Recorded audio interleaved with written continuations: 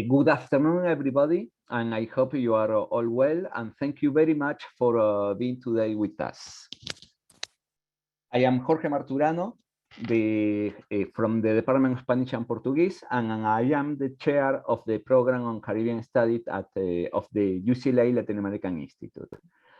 We usually do in each of our events in the context of the International Institute. We first want to begin doing the land acknowledgement to the Gabrielino Tomba people.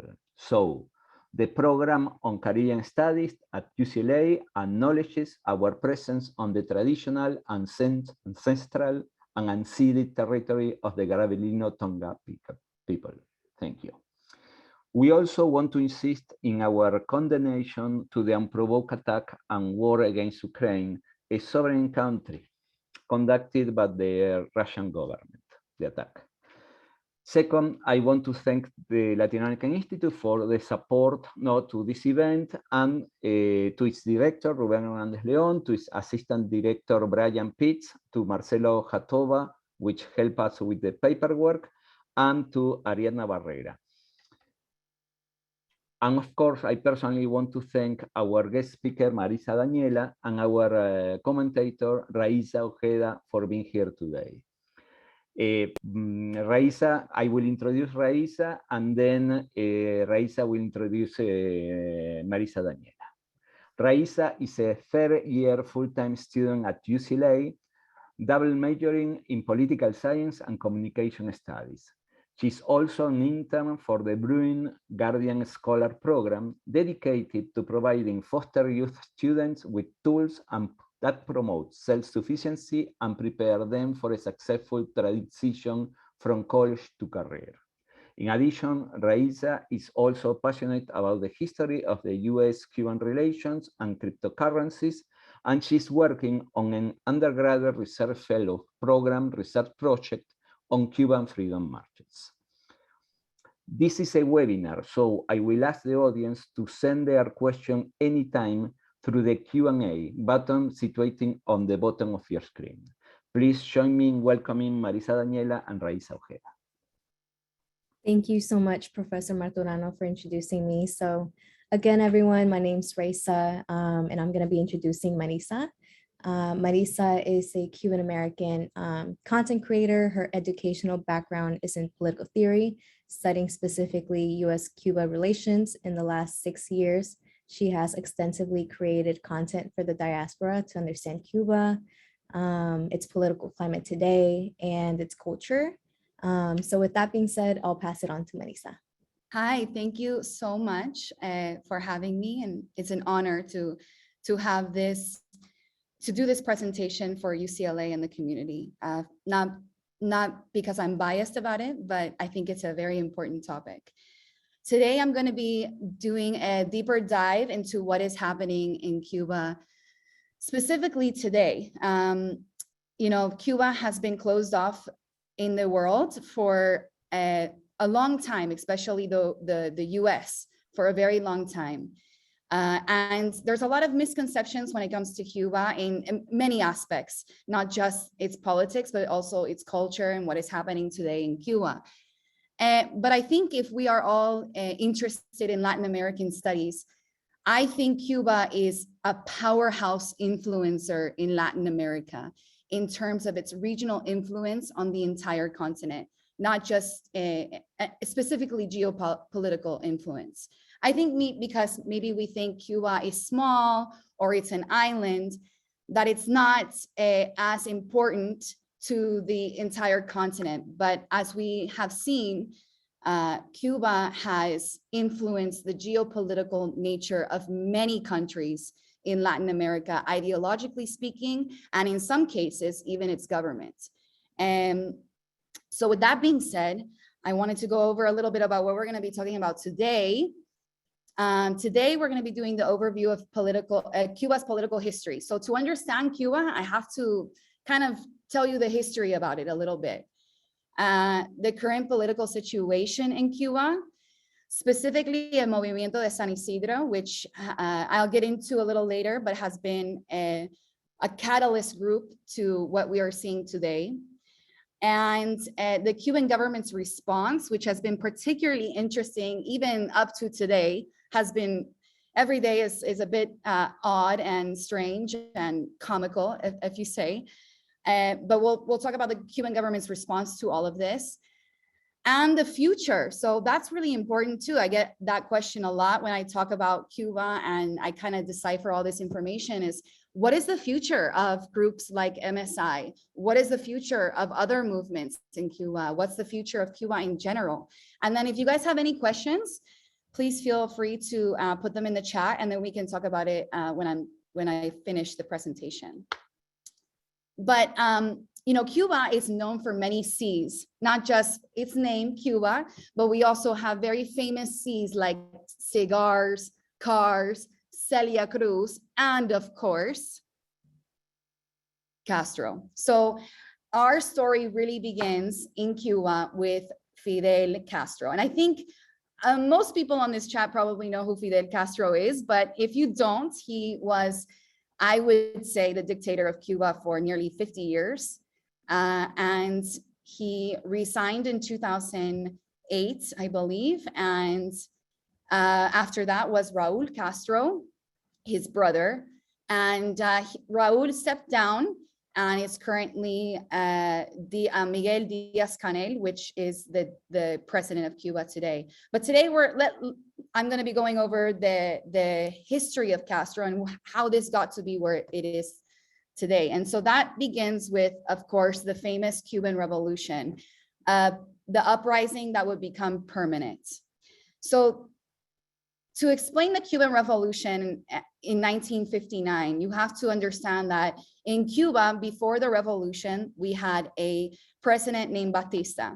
Batista was largely regarded as a handpicked puppet, you say, for the United States to promote the interests of the United States, to promote businesses that were inside of Cuba. And so because of this, there was a lot of internal struggle with many of Cubans, especially the intellectual class, which was Fidel. Fidel was part of the intellectual class in Cuba at the time. And this discontent, excuse me, really formulated when students would go out and protest their rights, or they wanted things changed. And ironically, they would get beaten, they would get killed in some cases, and they would get imprisoned. And that kind of tension led to the intellectuals thinking that this needs to change. And so there was already a disconnect in Cuba at the time.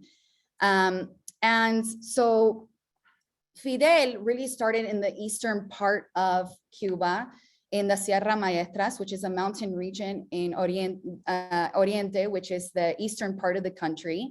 And there he kind of started with his, promises to the Cuban people. And so he filled a vacuum, and he entered this kind of political discontent with these promises, which I will show right now. And so they're very different than what we have today. So let me know if you guys can hear this. What is your political philosophy? Are you a communist or a Marxist? There is not communism or Marxism in our ideas. Our political philosophy is representative democracy and social justice in a well-planned economy. There is not communism or Marxism in our ideas. So as you guys can see there, if you guys couldn't hear it, that was Fidel in 1956, I believe that clip was, in the Sierra Maestras. And he was saying, in our ideas, there are no communism or Marxism. It's going to be a social democracy, a democratic republic. And for many Cubans, they thought that this was going to be the change that they wanted. They wanted to have their president elected by them and for them. So Castro was really filling in that vacuum. Of course, as we all know today, that was not the case. There's a lot of Marxism and communism in their ideas and what they implemented thereafter. But he was, he won the hearts and souls of Cubans who were already discontent from the previous Batista regime.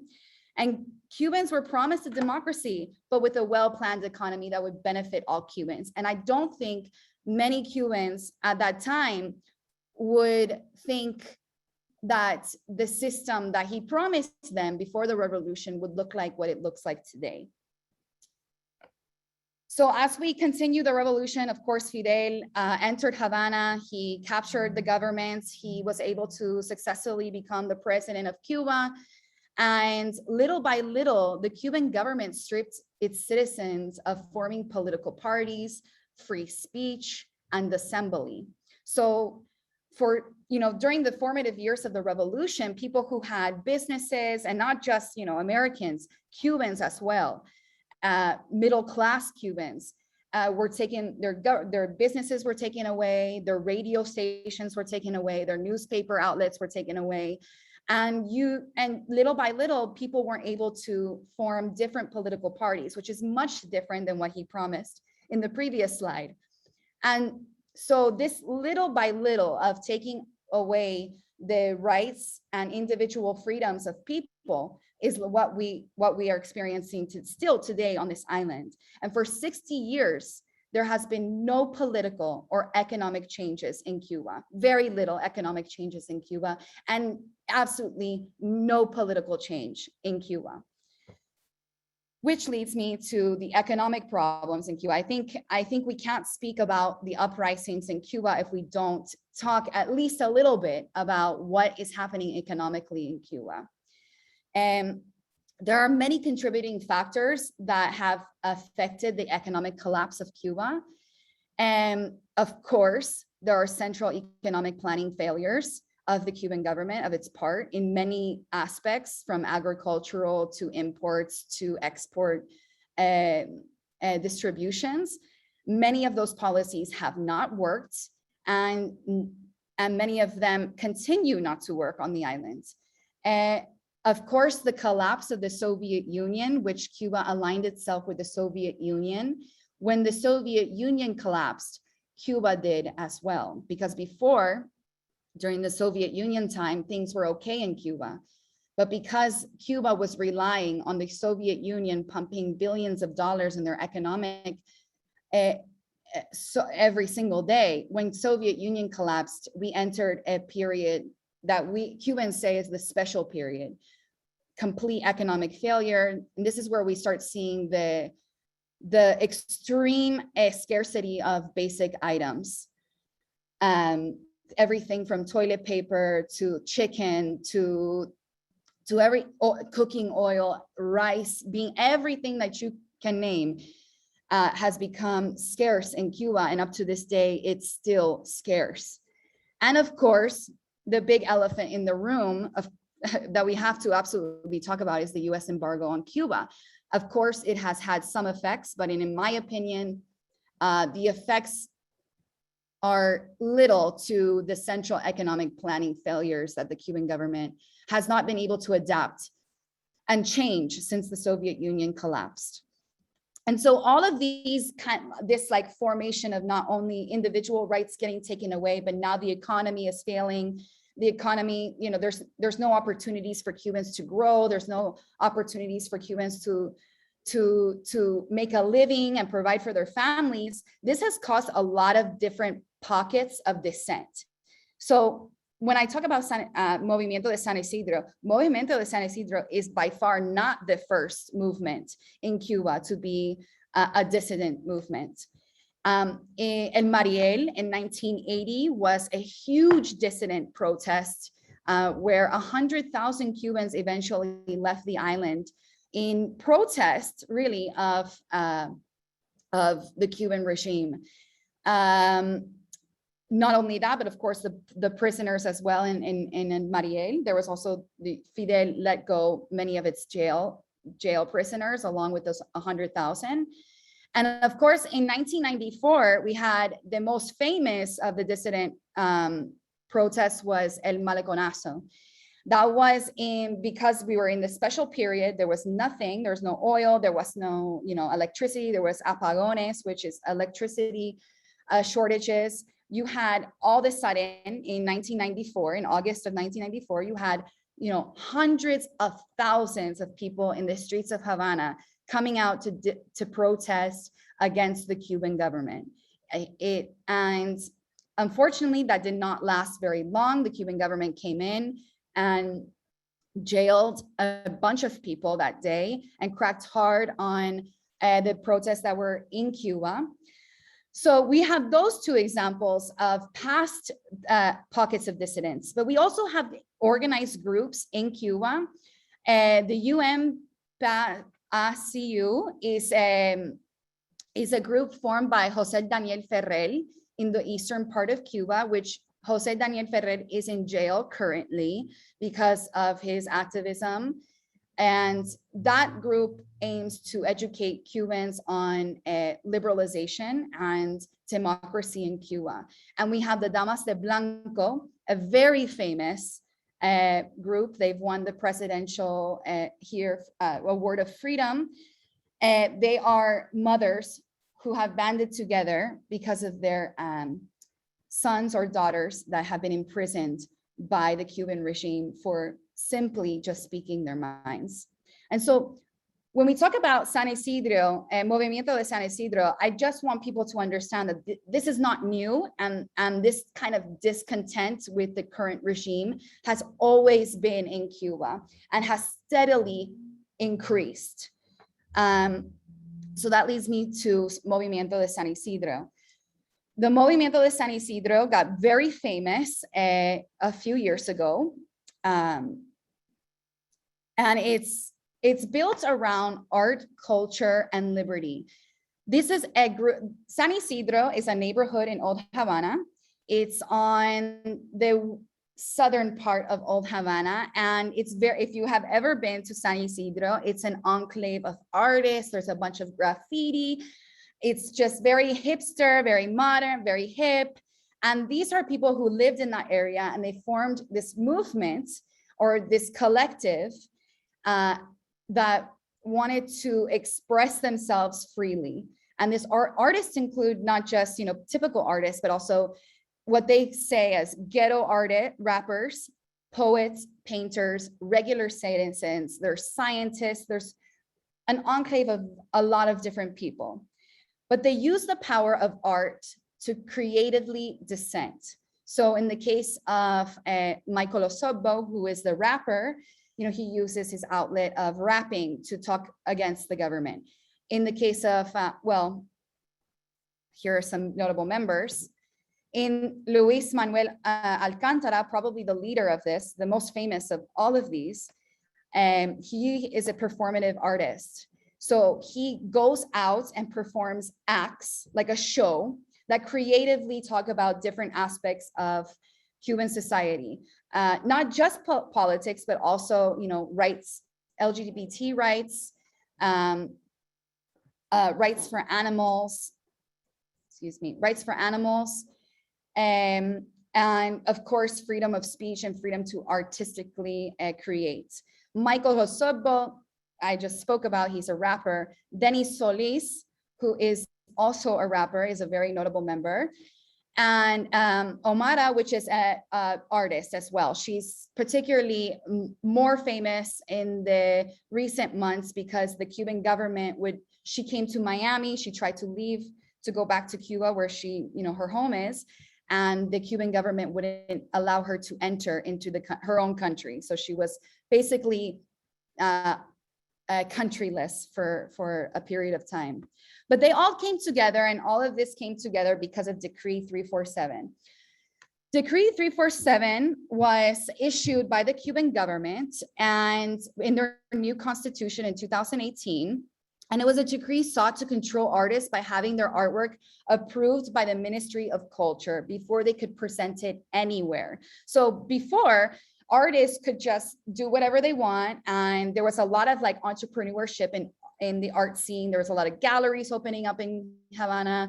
There was a lot of, just performative things that were going on in the country. And they never had to get this permission from the Ministry of Culture. Well, now Decree 347 came in and said, no, you have to get all your artwork approved by the government before you can perform, before it can be hung up, before it can be sold, before anything. And so this really made a lot of the art community very upset, as you can imagine, because they felt the government was controlling their artistic experience and their artistic ability to creatively, do their artwork.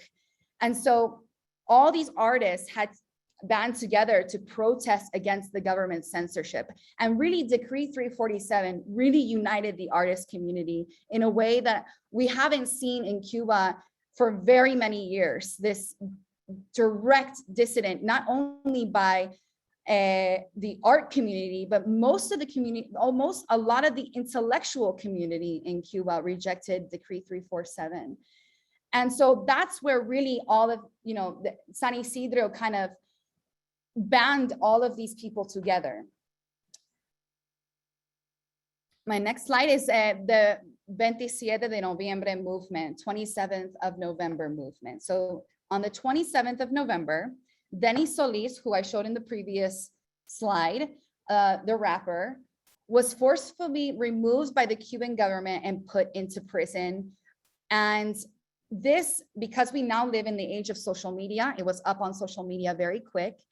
And within hours, thousands of young artists protested in front of the Ministry of Culture to demand their rights to freedom of creation and freedom of speech. Now, to understand the significance of this movement, this is the first time that thousands of young people, particularly young people, came out to protest the Cuban government directly in more than 30 years. So this was significant.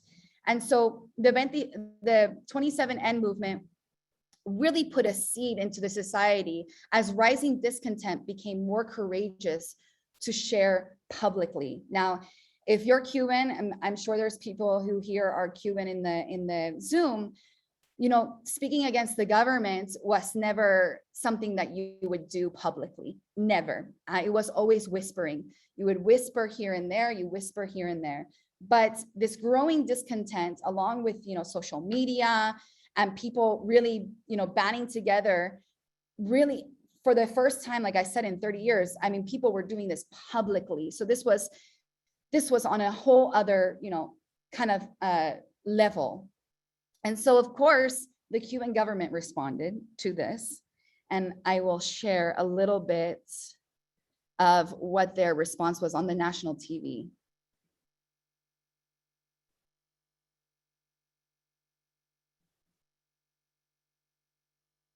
Según lo que el mismo Alcántara dijo en este video, él estaba pidiendo matrimonio a su novia a través de esa transmisión por internet. O sea, petición de matrimonio, casi desnudo, mariachis, pleno centro de La Habana.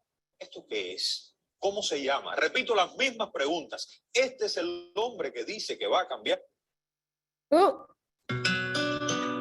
Según lo que el mismo Alcántara dijo en... So sorry about that. I hope you guys caught that.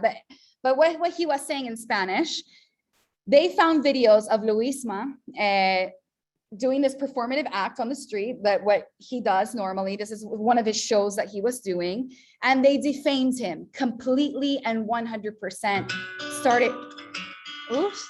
Según lo que el mismo Alcántara dijo. Sorry about that. Technical difficulties there.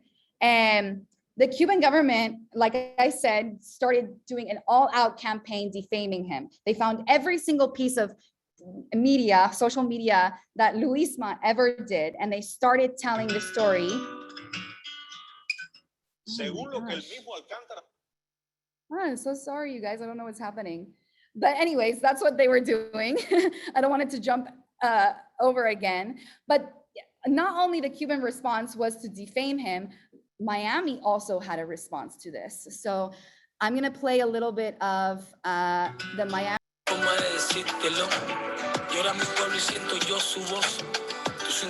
Oh, okay. So they just told me in the chat, you guys can't see the videos. Oh my gosh, I'm so sorry. I'm not sure what is going on with the videos, but it's the Patria y Vida song that I'm playing. Hold on a second. Let's see if you guys can see this now.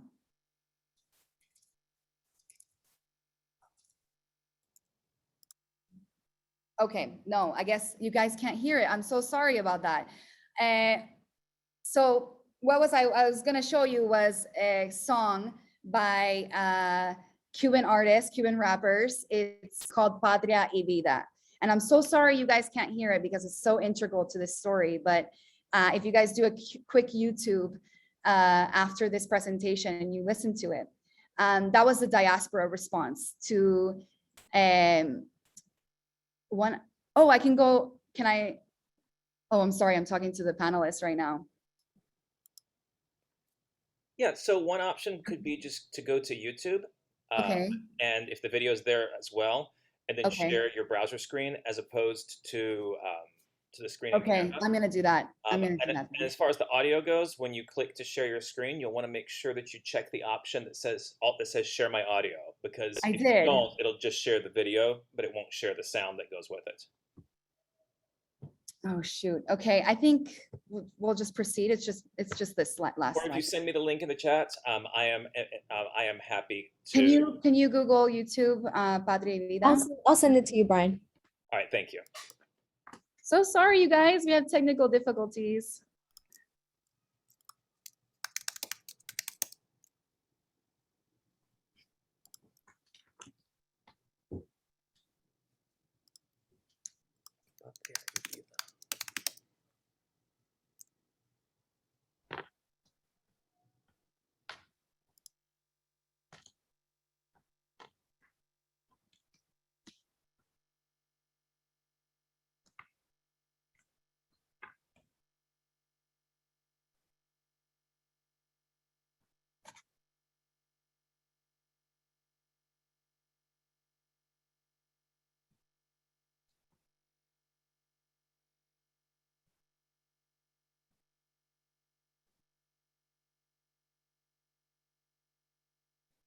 Okay, I'm gonna go ahead and share it on my screen now. Okay, thank you. I'm so sorry about that.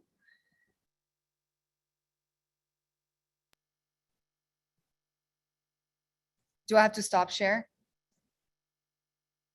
Okay. Okay. Okay, so I wanted you guys to hear that song because this song is called Patria y Vida, which means homeland and life. It's a spin-off on the Cuban government's slogan, which is a patria o muerte, homeland or death. So what they did was completely turn around the Cuban government's regime slogan upside down and create a song that has transformed Cuba. That song won the Latin Grammy for the Song of the Year, and it really brought together an entire generation of Cubans. The song was eventually banned in Cuba, as you'll see. And if you did notice in the song, I left it until the rapper that we cut off because the rapper was Michael Osorbo, who, as you know, was in he's a formative member of Movimiento de San Isidro. They actually filmed his part of the entire, his rap part in Cuba in a undisclosed location so that they could send it to Miami so that he could be a part of the video. And as of today, he is the first and only artist who has won a Grammy that is incarcerated. And so that song not only was for Movimiento de San Isidro, was an artistic movement, artistic form of expression, it was also the catalyst for what we saw last year. And so let me share my screen. Hopefully this works. Hold on 1 second.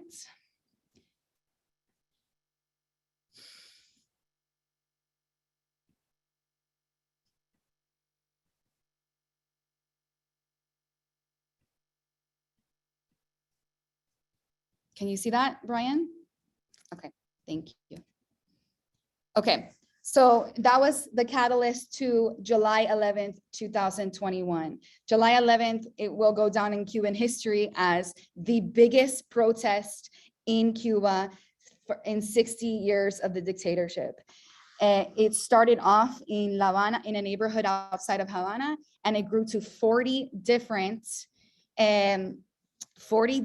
cities all across the island. And it was people rallied behind the Movimiento de San Isidro song, Patria y Vida. As you guys can see in this picture, there's a guy holding Patria y Vida in the background. So this song was, everyone was playing it July 11th, and everyone kind of rallied together around this song.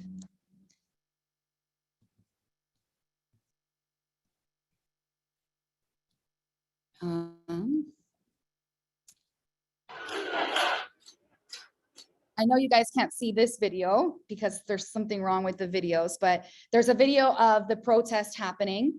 And like I said, it was 40 different towns and rallying together on this Patria y Vida. And also at the time, they were also protesting, what was happening during COVID, the collapse of the Cuban healthcare system due to the pandemic.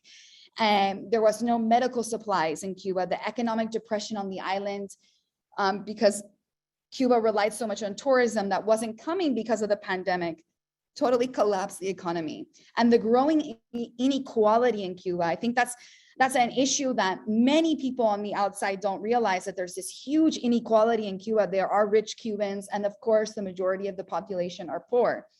And so all of this came together, and what we saw, the Movimiento de San Isidro really pushed to massive amounts of Cubans on the streets in 40 different countries.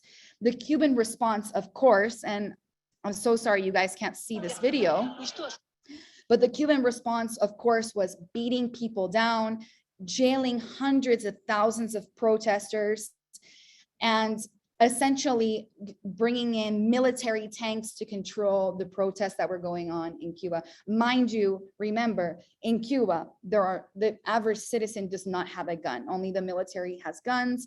There's no way for an average citizen to buy a gun. So the violence, again, there was no violence. It was all, for the most part, it was all peaceful protesting on the streets of Cuba. And so you would see images and videos of people beat the police in civilian uniform, because in Cuba, they do not wear most of the time they don't wear uniforms to jail people. They look like regular people like you and I. They go out on the street and they imprison people right there and then. And so the Cuban government response was immediately to attack, and defuse the situation. And so, of course, MSI, the members of MSI were arrested. Following the July 11th protest, Luisma and Michael Osorbo were arrested until sentencing. They had no right to a bail like we have in the United States. They have no right to have a judge, a jury of their peers. They have no right to have an attorney. Well, they do have a right to have an attorney, but it's an attorney appointed by the state. So of course, the attorney of the state has the state's interest in mind. And not only MSI was arrested, over 1,200 protesters were arrested, including minors.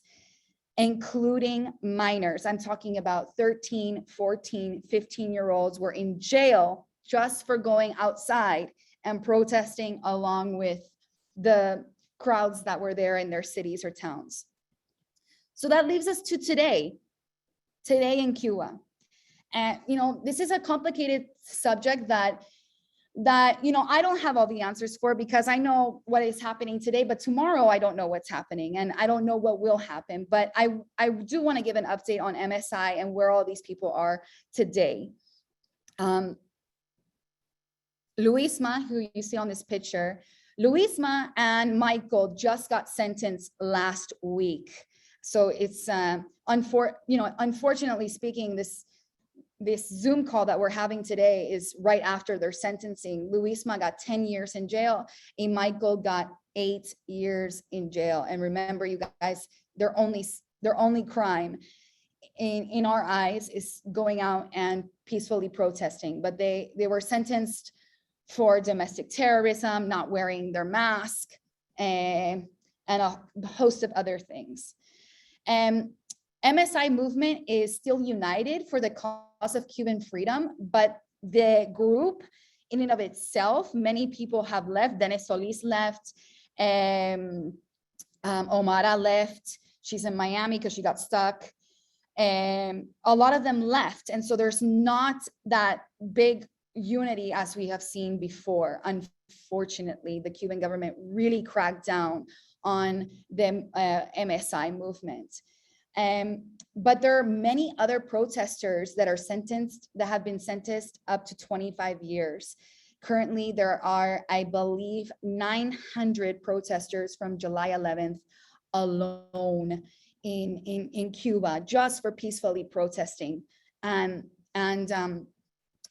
The future of Cuba is unknown, but largely shaped by art. I cannot stress the importance of art in Cuba. Art has been one of the most creative ways and the only way for a Cuban to really get out on their own accord, of the island on their own accord. Art shapes the Cuban society, it shapes Cuban discourse, and songs like Patria y Vida are essential to the future of Cuba and how it's going to be shaped in the future.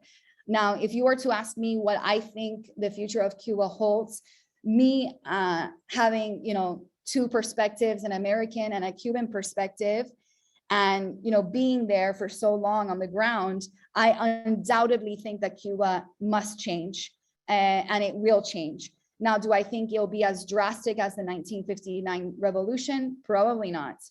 But I think it will be slow, but it will be inevitable. So as of that, I will open it up to questions, if there's any questions from you guys. And yeah, I'm so sorry that we had some technical difficulties with the audio. But yeah, I would love to answer your questions if there's any. Thank you very much, Marissa. No, I don't know, Raisa, if you want to make a comment about Marissa's presentation, and I have a couple of questions while we wait the people to ask questions through the Q&A. Thank you. Thank you so much, Marissa. Like, the presentation was wonderful. The graphics, again, very wonderful. I'm really glad that we were able to watch that Patria y Vida video, because I think it is pretty crucial for people to kind of visualize what it looked like. Yeah, of course. And the video is really powerful. Yeah. And having the members of San Isidro in the video was powerful for many Cubans. Right. We do have a Q&A question. Professor, do you want me to? Oh, we have another question. Do you want me to read the first one? Yeah, but before I want to make some comments, about what Marissa have said, and I have other question too, So first of all, thank you very much, Marissa, for your presentation, and I want to focus mostly in what is happening now in Cuba, with not only the MSI, but also what happened after the big protests and so on, But in relation to what you have said before about the history of the revolution and so on, I want to recommend the audience a wonderful novel by Jesus Diaz, that is a novel that he wrote during the 70s, and couldn't publish in that moment. Afterwards, it was published in the 80s. And what is interesting about this novel is that it is a novel from someone that participate from the center of the revolution. He was a writer, an intellectual, and so on, and finally in the 90s went to live in Spain, and was the editor of this very important journal called Cuba Encuentro de la Cultura Cubana, Encuentro de la Cultura Cubana, but the novel is Las Iniciales de la Tierra, and it is translated in English, no, as The Initial of the Earth, no. But it's a very interesting novel because you can see the novel in the novel, no, the origin of some of the failures, no, that you are pointing out, no, during your presentation, no, the failures that the Cuban Revolution made, no, in relation not to economic planning and so on, no. So it's I just want to say that because it's very interesting not to look at the failures, no, also from the perspective, no, of the revolution itself, no. Yes. And my question always, no, in relation to this, no, has to do with what you have said, no, about, no, the different, no, dissident movement that there have been, or dissident manifestation, no, and Mariel, no, and the balseros, no, the maleconazo, and so on, no. So if you pay if we follow what happened with this movement, no, they never, no, managed not to gain any, no, you know, to build anything inside Cuba, no. Of course, there was the generation of the Mariel, no, has very important journals, no, in the US and so on.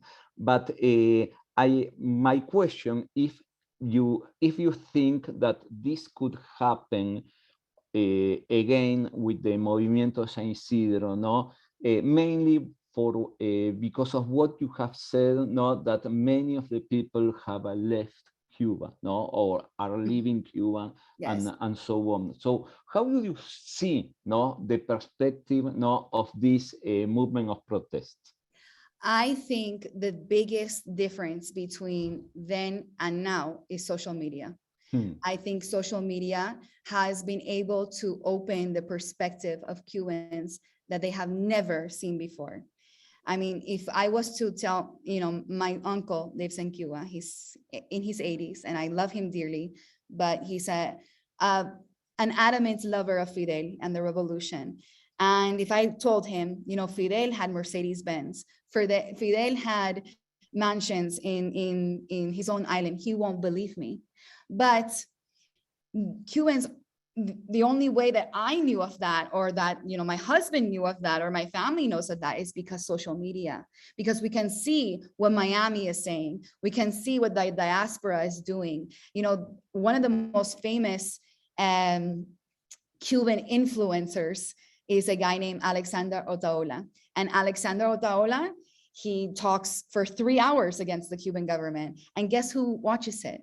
Not only Miami, people inside of Cuba. And so these are things that I think, while they didn't work in the past, because nobody, you know, my family's from Pinal. We're from Pinar del Rio, which is another, you know, on the other side of Cuba. We didn't know the Maleconazo was happening because they didn't put it on the TV, because everything is controlled by the state. But if the Maleconazo had happened, you know, with social media, I think it would have been a different story. And even though July 11th happened during social media, I think what happened was the state became very powerful at that moment and scared everyone into submission of being in line. But that does not stop the growing discontent in the country. And what I have seen, and I think if anyone spends any significant time in Cuba, what was, you know, forbidden to say out loud about Fidel is now common, is now memes on the internet. And I think that is slow. And I think human beings want change from today to tomorrow, which is not going to happen. I think it's going to be a slow progression of change within the government institutions. Thank you very much, Marissa. And there are some questions that Raisa will Okay. I actually kind of want to ask my own question before I get to the Q&A. Sure. You kind of want to talk a little bit about what we're seeing now with like the migration out of Cuba?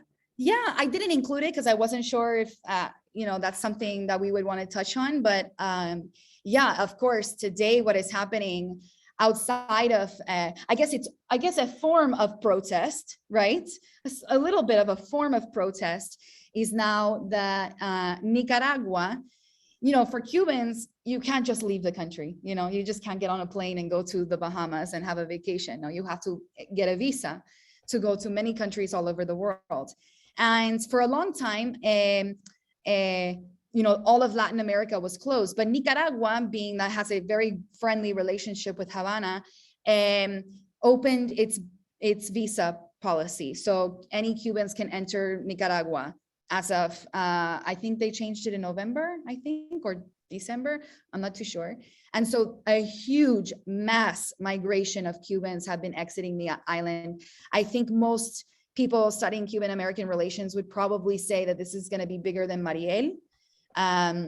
Last month alone, in February alone, 17,000 Cubans crossed into the United States, which is, as you can imagine, a huge number. And then they're projecting even more this month.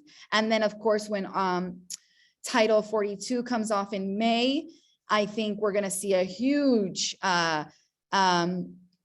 increase in not just Cuban citizens, but also Latin American citizens. But yes, it's their own form of a little mini protest, is that every day you see more people leaving the country. It's absolutely incredible. I mean, for in our barrio, in our neighborhood, I mean, we know at least 20 people who have left in the last 3 months. So it's incredible. Thank you, Marissa. So Maria Elena, sorry if I butchered your name, asked, I believe some of those artists of Patria Vida do not live in Miami. Why do you label the song as a response from Miami? Well, because I think that's the capital of the diaspora.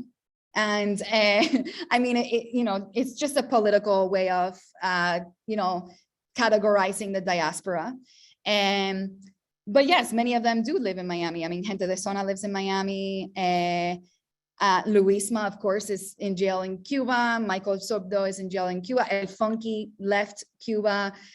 He's in the video as well, and he lives in Miami. So most of the artists do live in Miami. And so, but when we say in the political sphere of talking about Cuban-American relations, just as we say Havana, we would say Miami, because that's where, you know, the capital of the diaspora is. But it has nothing really to do with the actual location of Miami. It's just the capital of the diaspora. Her second question is, don't you think that lifting the embargo will help the change? You know, that is a question that I struggle with. I'm going to be very honest with you. Some days I'm like, no, and some days I'm like, yes. You know, I don't think right now is the appropriate time to lift the embargo. I don't know if there will be an appropriate time to lift the embargo. What I do know is that when I was there and we saw the influx of American tourism, of tourism from all over the world, I think that's when you started to see people's minds shift a lot. I'll give you an example. Like my family, we are in the tobacco fields. You know, nobody ever go, you know, there is no tourists there. And so when we started bringing tourists around to see the tobacco, you know, the first question that I remember people saying is like, you know, it would be people in their 20s in college, like your age, right? And so they would say, well, how come somebody in their 20s come on a vacation to Cuba? And so like things like that. And they say, well, why couldn't I go on a vacation working for 15 hours a day in the tobacco fields? So when you start getting that kind of interaction between tourists, extranjeros, people on the outside, and Cubans, people start to think differently. So do I think lifting the embargo will help? I think it will just enrich the dictatorship even more, economically speaking, but I think absolutely it will help and kind of drive the need for change, because I think for so long the embargo has been the excuse of the Cuban government to hide its inefficiencies and its autocracies towards human rights abuses. But I guess I mean, I can talk all day long, but it's the politicians who have to do that, right? Next question is from Victoria. Why do you think the United States politicians, especially the current administration, has generally been so quiet about Cuba? We care so much about Ukraine, which is great, but why aren't we more involved in helping the Cuban people? You know, that's a question that I also puzzle, because if I was in the White House, I would be very concerned about Cuba because of its relations to Russia and the geopolitical problems that have existed in the past, as we all know, the Cuban Missile Crisis. And having Cuba 90 miles away that is friendly with the Russian regime, I think is troublesome. But ultimately, I think the current administration, maybe for political factors, you know, the Cuban-American diaspora is historically Republican, although that is changing. And maybe they feel they don't need to cater to the Cuban crisis as much. And there's nothing really to gain. I think the significance of Russia having nuclear arms is what makes the Ukraine and Russia issue so powerful, because, you know, they have nukes. Cuba does not have nukes. So, you know, that's a question I would ask somebody in the administration. But I think, you know, I would say it's a combination of everything I just said. Maybe there's no lack of political, you know, they won't gain any votes by being active about it. I have a follow-up to that question, Marissa, and it's this, no? Because of course, no, this administration is different from the Obama administration, no? Even when the vice president was Biden, no, back then, no. But what do you think happened, no, with the very few, no, measures, no, that President Barack Obama carry out, or the administration of Barack Obama carry out in relation to Cuba? Do you think, no, that it helps, no, in some sense, no, the people in my question is, do you think there is a relationship between those measures, no, and these Cuban protests? No. You mean that there? Yeah, in the sense, no, that if these measures, no, that the Barack Obama administration took in order to improve the relationship between the United States and Cuba, no, and much more American goings to visit Cuba and so on, has any influence, no, in the long run, no, with the Cuban protests, no? Well, if the people felt in some way empowered, no, by this connection, no, with the US and so on. I think, yes, I do think that there was an empowerment of the Cuban citizenship. And I don't think it necessarily has to do with Obama, though. I think it has to do with social media, which the Obama administration helped usher in Cuba. Yeah. So I will give the Obama administration that of course, that helping Cuba get, you know, internet for its people has really helped the empowerment of Cubans to speak against their government. I don't necessarily think the Obama administration policies in the other senses empowered, because as you saw, Trump reversed that, and then you know, July 11th happened under Biden, but it still happened right after and Biden didn't reverse them or undid Trump. So I think, though, that I can't underestimate the power of social media, and I thank the Obama administration for kind of pushing the Cuban government to implement that, and I think that has been a game changer for sure. Thank you. Okay, next question is from Andrew. Any ideas for how these migrations of Cubans will vote in the US? You know, Andrew, it takes a while for these migrants to become citizens. It's going to take, you know, I think Cubans, of course, have special migration in the United States, but I think it takes between either 3 to 5 years now to become a citizen of the United States. So they first have to become citizens. A lot of migrants eventually do not become citizens. They just stay permanent residents. But of course, historically, they vote Republican. And I don't think that should be a shock to anybody. and they come from a leftist regime. And so the answer is not to vote for leftists.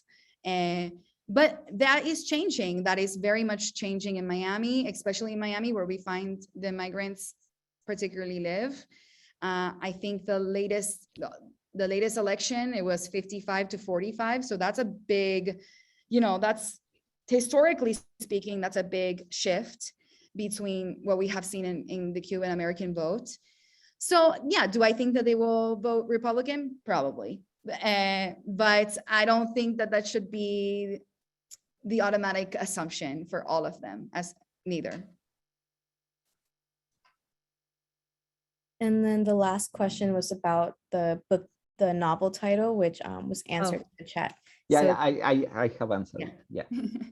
So the title, just for reference, if anyone hasn't seen it, it's The Initials of the Earth by Jesus Diaz. And that's all the questions that we've received. Great. So Marissa, and so we are finishing the event, no? But I want to ask a final question in relation to the current situation in Cuba, no? And do you think there could be a migration crisis similar to what happened, no, with the Mariel? Yes. Yes, I think a couple of weeks ago, actually, Panama decided to reverse its transit visas, and now Cuba, not anymore. What happened is that for a week, Panama said, because you have to go through Panama to get to Nicaragua. So Panama has transit visas you can just be in the airport for up to 12 hours. And Panama said, okay, now everyone has to have a transit visa. And so what happened was a huge mini protest. It wasn't as famous, of course, but there was thousands of people outside of the embassy of Panama, which also mirrored what happened in Mariel. And they were very, very upset, very upset. I mean, I think the police controlled it because they had Mariel as the historical experience. But they were very, very upset. And then the Panamanian government reversed that. So do I think there's going to be a migration crisis? Yes, absolutely. There already is one. There is already one. I mean, 17,000 Cubans in 1 month. I mean, we personally know 7 Cubans in crossing right now, just right now. I mean, that doesn't even count how many we know that actually already crossed. But every single day the entire plane is filled from Havana to Cuba. And when I go from Cuba to Managua and from Managua to Havana, empty. So, I mean, it's even become a national thing. Like this, if you see recently, there's students inside of the classrooms and their new slogan is, Vamos pa Nicaragua, let's go to Nicaragua. They made a song out of it. And so the kids in the schools are even chanting it. So yeah, it's already a problem. It's already a crisis. Thank you very much. No, I don't know, Raisa, if you want to say something. Yeah, so I don't really have any more questions, but I really just want to thank you so much for coming on here.